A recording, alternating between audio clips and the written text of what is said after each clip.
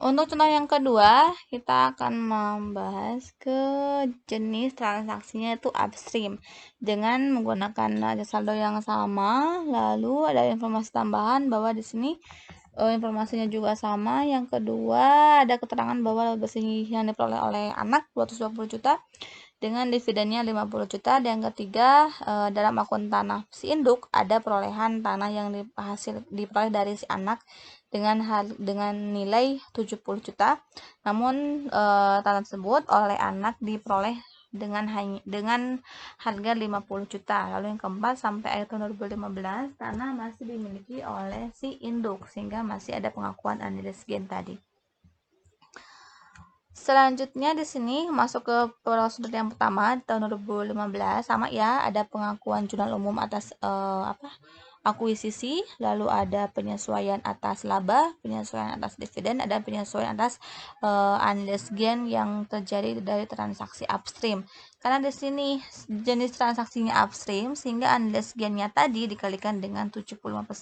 Kalau downstream tidak perlu dikalikan dengan kepemilikan karena sepenuhnya milik CCI.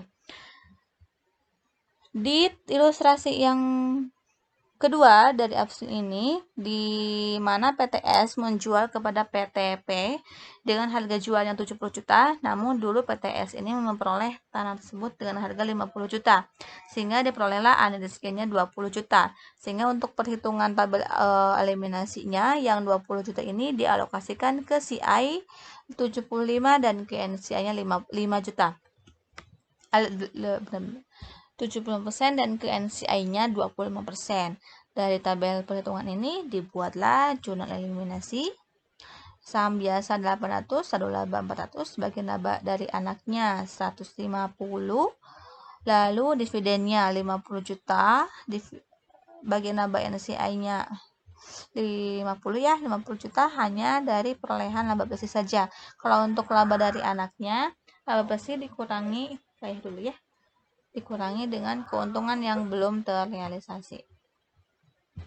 Karena tahun 2016 ini, di tahun 2015 ini si tanah belum dijual, maka kita harus mengeliminasi atas keuntungan yang belum terrealisasi senilai 20 juta. Dari jurnal eliminasi kita bisa membuat kertas kerja konsolidasi.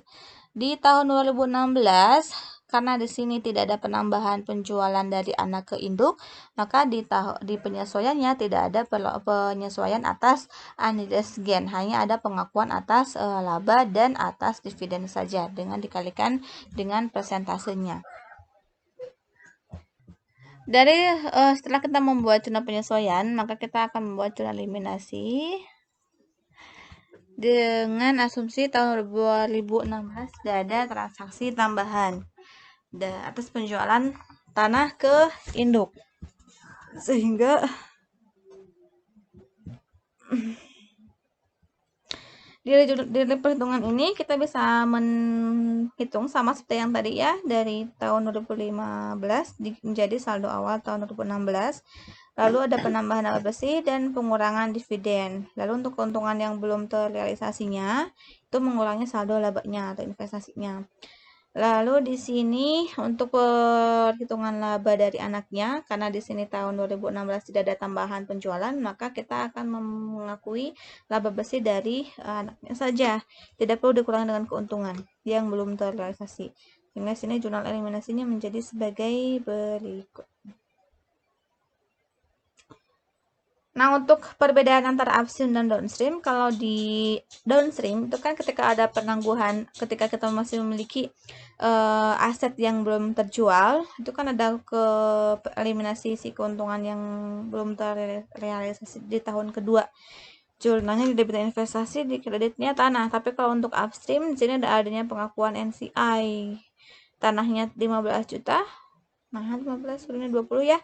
Tanahnya 20 juta, NC-nya 5 juta, dan investasinya 15 juta. Dari eliminasi kita membuat kertas kerja konsolidasi. Lalu untuk yang asumsinya kedua, jika si tanah tersebut sudah dijual oleh induk keluar, berarti di sini ada pengakuan realized gain sebesar 20 juta PTS, menjual kepada PTP, dan kalau PTP-nya belum menjual kepada pihak luar, tahun 2015 ada pengakuan anidesgen. Lalu ketika PTP menjual kepada non-afiliasi atau pihak luar, di tahun 2016 barulah kita akui sebagai dilesgen 20 juta dengan perhitungan tabel eliminasinya sama seperti yang tadi ya. Lalu untuk jurnal eliminasinya juga sama.